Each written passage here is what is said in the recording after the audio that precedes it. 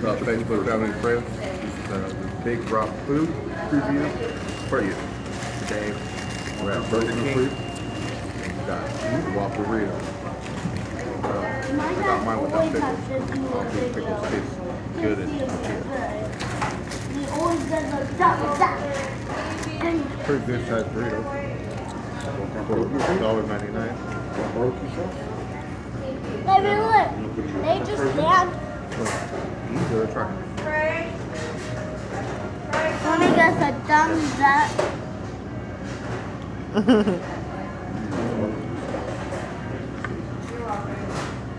It has a creamy queso cheese, And a thumbs up. but it's a regular Whopper. Just put in a tortilla. It's pretty good. I give it a thumbs up. So, yeah, Burger King, check out the Whopper Burrito. It's another Big Route Food for you.